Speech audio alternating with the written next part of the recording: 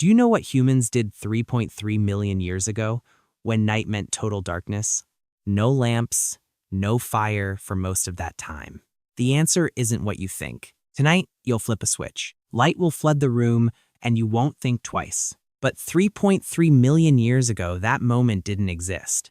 For 99.9% of human history, when the sun went down, the world didn't dim. It disappeared. No streetlights, no candles, no glow from a screen, just darkness. Not a little dark, total darkness. You couldn't see your hands. You couldn't see the ground beneath you.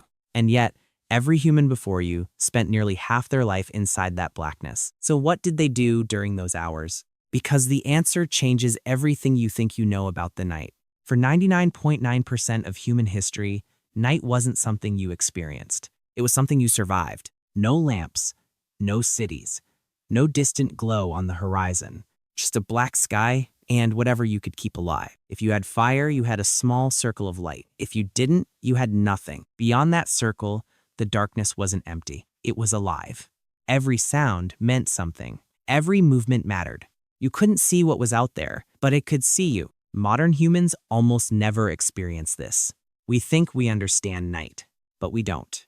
Because for most of our history, night wasn't quiet, it was watching you. Then, something changed everything. Fire. The earliest evidence comes from Wonderwork Cave in South Africa, nearly 1 million years ago. And overnight, the rules of the night shifted. A single fire creates a boundary, roughly 30 feet across. Inside that circle, you're safe. Outside it, you're not. Predators stay back, not always, but enough. For the first time in 3.3 million years, night didn't fully belong to them anymore.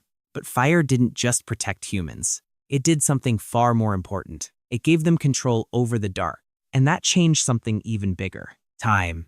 Before fire, your day ended at sunset, 8 hours in winter, maybe 12 inches summer. After fire, something new appeared. Extra hours. 2, sometimes 4 hours.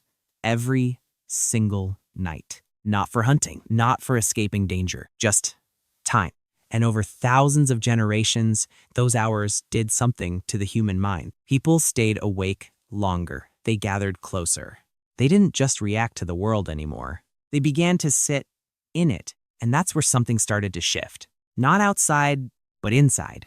And this is where it gets unexpected. In 2014, anthropologist Polly Weissner studied one of the last hunter-gatherer societies. What she found was strange. During the day, nearly 80% of conversations were about survival, food, movement, risk. But at night, everything changed. Around the fire, more than 80% of conversations became stories. Not facts, not plans. Stories. People spoke about distant places, about people who weren't there, about things that hadn't happened.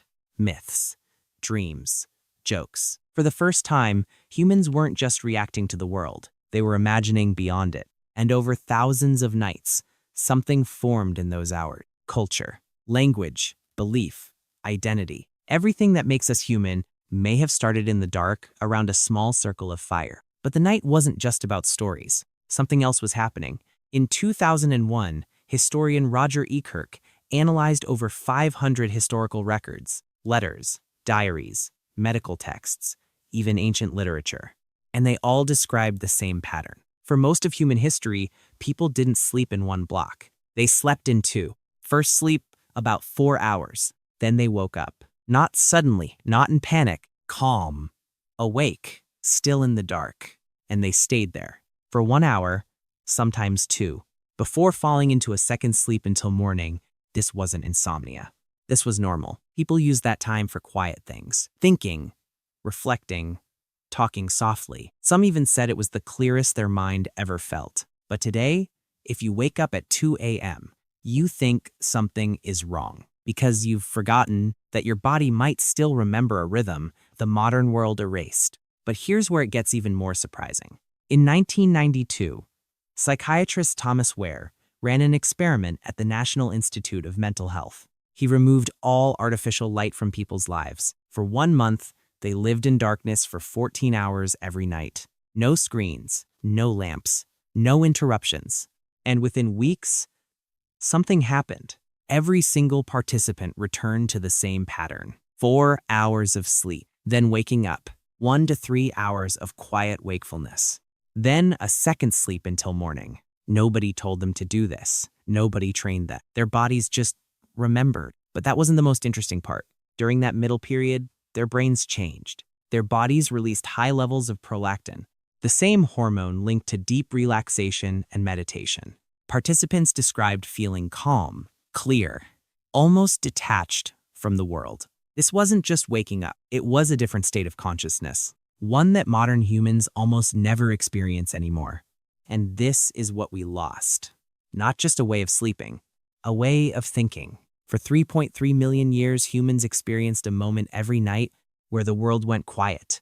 No noise, no light, no distraction, just darkness and the mind. In that space, something happened. People reflected, they replayed their day, they imagined the future. They sat with thoughts they couldn't avoid. There was nothing to escape into. No scrolling, no stimulation, just awareness. That middle state between sleep and wakefulness wasn't empty. It was full of clarity, full of meaning. And today, it's gone. Replaced by light, replaced by noise, replaced by a world that never truly goes dark. So what erased all of this? Light. In the 1600s, cities began installing street lamps.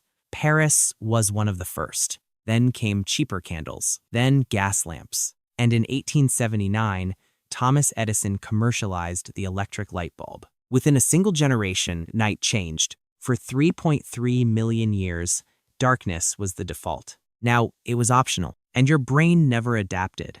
It still treats light the same way. Sunlight or a light bulb, it doesn't matter. When light hits your eyes at night, your body thinks it's daytime, and that's where everything begins to break. Today, the average person is exposed to artificial light for 7 to 8 hours after sunset. Screens, phones, bright rooms. And the most damaging part is blue light. It suppresses melatonin, the hormone that tells your body to sleep.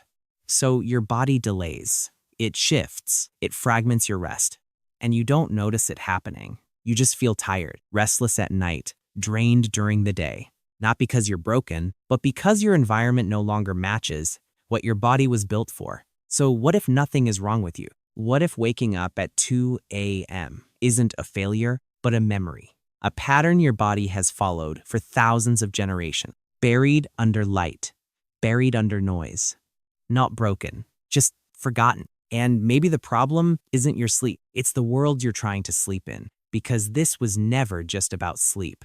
It was about something deeper. For 3.3 million years, humans had a space every night to sit with their own mind. No distractions, no escape, just silence. And in that silence, they understood themselves. That's what disappeared. Not just darkness, but the part of you that only shows up in it. We replaced darkness with light, convenience with comfort. But in the process, we may have traded something we never understood. And most of us don't even realize it's gone.